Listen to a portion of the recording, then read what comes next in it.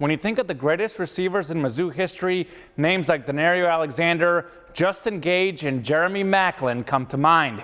But current Tiger Jonathan Johnson has a chance to pass all those guys on the career receiving list as he enters his senior season.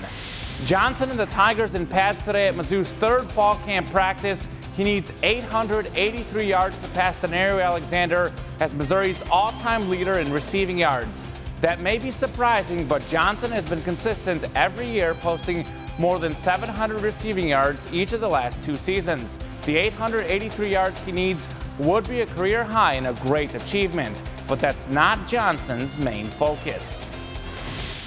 I mean, it'll mean the world to me. I ain't gonna sit here and say that I'm not trying to go after the record, but if I don't get it, I'm saying like if I don't be able to achieve it because we have other like areas that we can use players at to allow me to not get it, then I mean I'll be fine with it because I'm here for the team's success, not my success. Man, JJ is super special as a player. You know, he just does things that like you don't see from a lot of people. Like in the way he just carries himself, like he doesn't even care about the records, and he like doesn't care about like trying to be the star on the team. He just like wants to help the team win. He's so humble about it. But to see him get that record, bro, I should be so happy for him. Like, I want it for him. The Tigers have a lot of depth at wide receiver, but Johnson should be a key target for new Mizzou QB Kelly Bryant. Former Missouri target and Rockbridge Bruin Sophie Cunningham continues to improve in her WNBA rookie season. Cunningham scored 8 points tonight. Sophie made both of her free throws and was 2 for 3 on her three-point shots. She did leave early with the left leg injury, but looks like it's minor as Cunningham's Phoenix Mercury picked up a big 103-82 win. Back to football, Mahomes mania has become a thing. The Chiefs QB now has his own cereal. Mahomes won the MVP in his first year as the starter, joining Peyton Manning as the only player ever to have at least 5,000 pass yards and 50 TD passes in the same season. Mahomes looks ready for another big year. So far at Chiefs camp, he's continued to throw the deep ball well. Watch this, Mahomes at his best on the run as he delivers a beautiful pass for the touchdown. Just incredible. Mahomes certainly hasn't lost any chemistry with his top wideouts. Tyreek Hill is here's another long completion. Mahomes expects the deep ball to be a big part of the offense once again.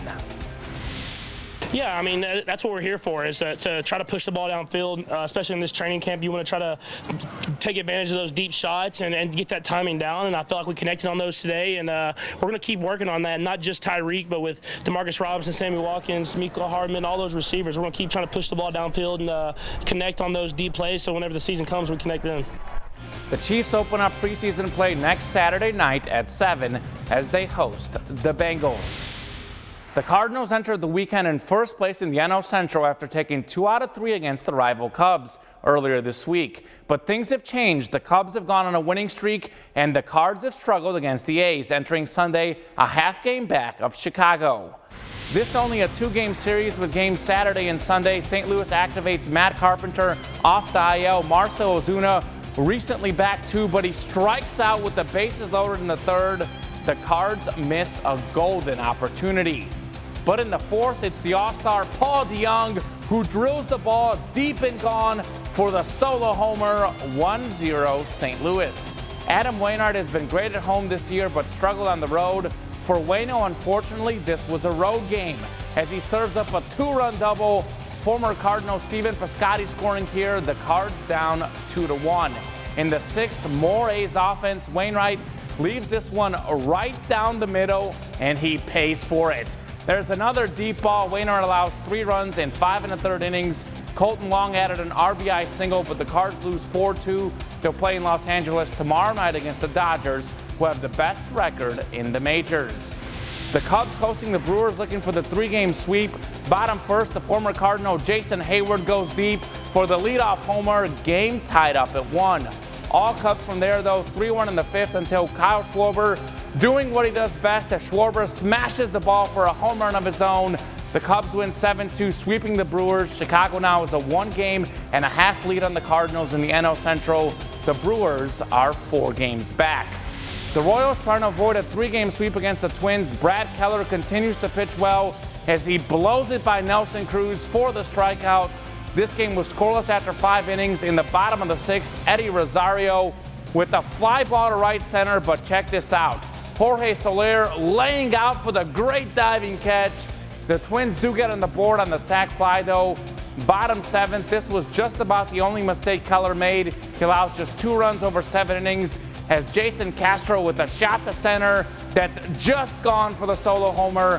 Whit Merrifield has gone 135 straight games without back-to-back hitless games, the 4th longest streak in the MLB since 1946. Looks like Whit's got a hit, but he's robbed in right to end the game. Just 2 hits for the Royals as they lose 3-0.